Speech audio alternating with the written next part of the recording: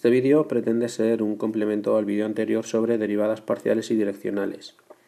Allí veíamos la definición y el significado geométrico y vamos a ver ahora cómo lo vamos a hacer en la práctica, cómo vamos a calcular estas derivadas. Por ejemplo, para esta función, la derivada parcial respecto de x consistirá en derivar la función solamente respecto a esa variable, considerando la otra, en este caso la y, como si fuera una constante. De forma que para derivar esta función sería lo mismo que derivar esta otra en el que hemos cambiado la y por un 7, por ejemplo, por cualquier constante. Eso sí, a la hora de derivar luego hay que devolver la variable y. Esto nos puede servir al principio para practicar y después con la práctica veréis que no será necesario y podremos mantener la variable y. Vamos a ver cómo lo haríamos. En este primer caso, pues derivamos respecto de la x que hemos marcado aquí en rojo, considerando la y como constante. Hay que señalar que en este caso tenemos al principio un producto de dos funciones. La primera sería x, la segunda la exponencial. El producto se deriva como derivada del primero, en este caso de x, que es 1, por el segundo sin derivar, más el primero sin derivar, que sería solamente la x, por la derivada del segundo. La derivada de la exponencial, sabéis que es la exponencial, por la derivada del exponente respecto de x, la derivada de este exponente respecto de x, como la y es una constante, pues será esta y que aparece aquí. Después tenemos una resta de este producto de x por y, lo mismo. Como estamos derivando respecto de x, la y es una constante, que sería justamente esa derivada.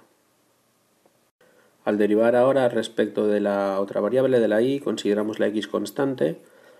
Aquí parece más sencillo porque la primera parte de la función ya no sería un producto si la x es constante, de forma que derivaríamos la constante que multiplica a la exponencial, estaría aquí en esta x, y luego hay que derivar la exponencial. De la misma forma que antes, la derivada de la exponencial es la misma exponencial por la derivada del exponente. Si estamos derivando respecto de y, la x es una constante que queda multiplicando, juntándola con la anterior saldría x al cuadrado.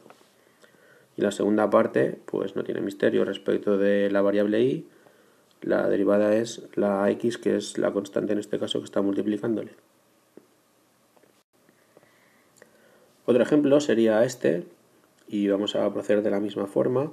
Para derivar respecto de x tenemos que considerar la variable y como constante. Vamos a derivar solamente respecto de la primera variable. En este caso es un cociente, de forma que al derivar haríamos derivada del numerador, que respecto de x será solamente la y, por el denominador, lo dejamos tal cual, menos el numerador sin derivar, que está aquí, por la derivada del denominador. Respecto de x, la derivada sería este 2x. Partido por denominador al cuadrado. Quedaría de esta forma. Para derivar respecto de la y, consideramos la x constante y el funcionamiento pues es básicamente el mismo. Es un cociente, al derivar respecto de y, pues la derivada del numerador sería solamente la x, por el denominador sin derivar, menos el numerador sin derivar, por derivada del denominador, que en este caso la derivada del denominador sería este menos 1. Y partido otra vez por el denominador al cuadrado. Estas serían las dos derivadas parciales de la función planteada en el ejemplo 2. Bueno, en ambos casos, ambas expresiones se pueden simplificar y quedarían de esta forma. Va a ser interesante simplificar las derivadas parciales siempre, sobre todo siempre que después tengamos que volver a derivar para calcular la hessiana. ¿De acuerdo? Será más sencillo derivar si la expresión está simplificada. Otro ejemplo sería esta función x por el logaritmo de la suma de los cuadrados. Al considerar la variable y como constante, pues tenemos de nuevo un producto. Tendríamos aquí la derivada del primero, que sería 1 por el segundo sin derivar, más el primero sin derivar por la derivada del segundo. La derivada del logaritmo neperiano sería 1 partido por el argumento, que está aquí abajo, y luego hay que multiplicarlo por la derivada de ese argumento, que respecto de x sería este de aquí, 2x. Para la derivada parcial respecto de la variable y, pues consideramos la x constante, como hemos hecho antes. Al considerar la variable x constante, pues no sería un producto de funciones, esta constante de aquí sería esta. Y luego, al derivar el logaritmo, pues sucedería como ha pasado antes, pero ahora la variable es la y, de forma que la derivada del logaritmo es 1 partido el argumento, que sería este denominador de aquí, y luego hay que multiplicar por la derivada respecto de y de este argumento, que sería 2i, que es lo que tenemos aquí en el numerador. Otro ejemplo sería esta función con 3 variables ahora, de forma que podemos calcular 3 derivadas parciales. Para la primera necesitamos considerar pues la y y la z como constantes. Vamos a derivar solamente respecto de la variable x. Al derivar respecto de la variable x, bueno, pues esto es una resta de dos funciones, es sencillo. Para la primera, tanto la y elevado a 3 como la z son constantes, que las mantendremos aquí igual, y por tanto solamente derivamos el 2x. Perdón, el x cuadrado cuya derivada es 2x que aparece aquí. Para derivar 1 partido x y z, pues podemos considerar, por ejemplo, que esto se puede escribir de esta forma. Así, el 1 partido y z, como es constante, lo vamos a mantener y solamente tenemos que derivar este cociente 1 partido x con el signo negativo delante. La derivada de 1 partido x, aquí x lo podemos expresar así, el 1 partido x elevado a menos 1, la derivada de esto sería menos 1 por x elevado a menos 2, que es menos 1 partido x al cuadrado. ¿De acuerdo? Con este menos que hemos señalado anteriormente, pues quedaría positivo y la derivada quedaría esta. Para las otras dos variables, pues las derivadas son muy similares. La primera parte es de esta forma. Al derivar respecto de y, pues la derivada sería 3y cuadrado. Y las variables x y z, pues las dejamos de la misma forma. Y la segunda parte, pues es exactamente igual que lo que hemos visto respecto de la x. Y para derivar respecto de la z, pues x cuadrado y al cubo serían las constantes que la multiplican, por tanto la derivada sería solamente eso. Y para la segunda parte, pues exactamente igual.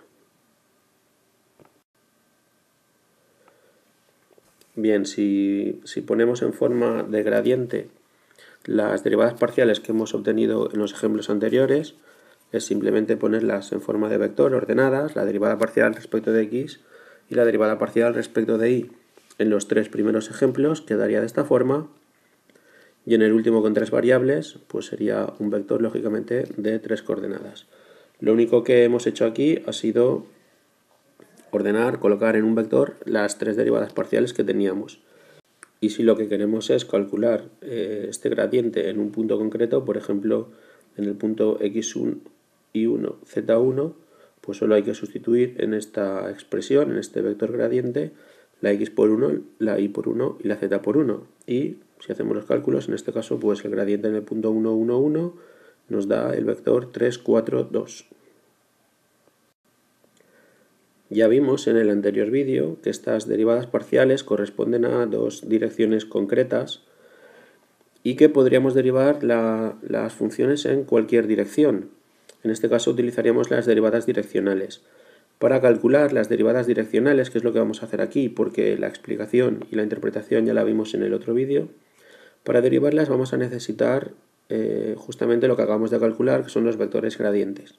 ¿De acuerdo? Por ejemplo, vamos a seguir con los mismos ejemplos anteriores.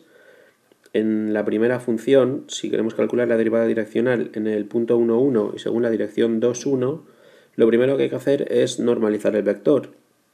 De forma que calcularemos su norma y dividiremos cada una de las coordenadas del vector entre su norma, que en este caso es raíz de 5.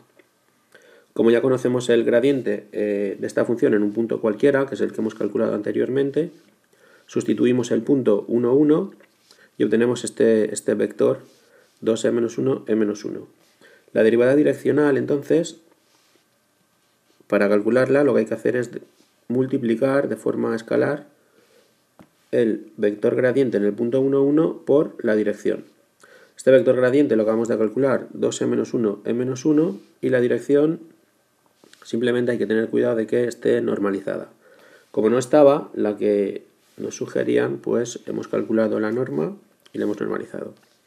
El resultado de este producto escalar, recordad, primera coordenada por primera más segunda por segunda, al final es 5e menos 3 partido raíz de 5. Para el segundo ejemplo, vamos a considerar el punto 1, 0 y la dirección, pues la misma. Como el gradiente ya lo conocemos, se trataría simplemente de sustituir allí, en este gradiente, en esta expresión, el punto 1, 0. Y en este caso, al sustituir, pues obtenemos el vector 0, 1. Para calcular la derivada direccional, por tanto, multiplicamos este gradiente por la dirección, que repito es la misma que anteriormente, de forma que el resultado tenemos aquí sería 0 por 2 partido raíz de 5 más 1 por 1 partido raíz de 5. De forma que esto de aquí sería el valor de la derivada direccional de esta función del segundo ejemplo en este punto, en el punto 1, 0, 1 y según la dirección 2, 1. Recordad, muy importante, que la derivada direccional siempre, el resultado siempre es un número, es un valor, ¿de acuerdo? Para el tercer ejemplo, pues hemos elegido el punto 1, 0 y la misma dirección, de la misma forma que hemos hecho anteriormente. Como tenemos el gradiente, era esta expresión de aquí, sustituimos el punto 1, 0, de forma que el gradiente en el punto 1, 0 nos da el vector 2, 0, y ahora podemos calcular la derivada direccional, pues multiplicando este vector 2, 0 por el vector de la dirección normalizada. Tendríamos aquí el vector 2, 0 por el vector de la dirección normalizada. En este caso, 2 por 2 partido raíz de 5 más 0 por 1 partido raíz de 5, pues obtenemos este valor de aquí. Y finalmente, para el cuarto ejemplo, para esta función con tres variables, hemos elegido el punto 1, 1, 1 y la dirección 2, 1, 0. Esta dirección se ha elegido así para no volver a tener que normalizar el vector. La norma de esta dirección es la misma, es raíz de 5. Y entonces hacemos los mismos pasos que anteriormente. El gradiente sería todo este vector. Sustituimos aquí el punto 1, 1, 1. Obtenemos, esto ya lo habíamos calculado, obtenemos el vector 3, 4, 2. Y al multiplicarlo por por la dirección normalizada, el 2, 1, 0 normalizado, tendría esta forma de aquí ahora. Al multiplicarlo por el 3, 4, 2, obtendríamos que la derivada direccional de esta función con tres variables en el punto 1, 1, 1 y según esta dirección 2, 1, 0, pues tiene un valor de 10 partido raíz de 5.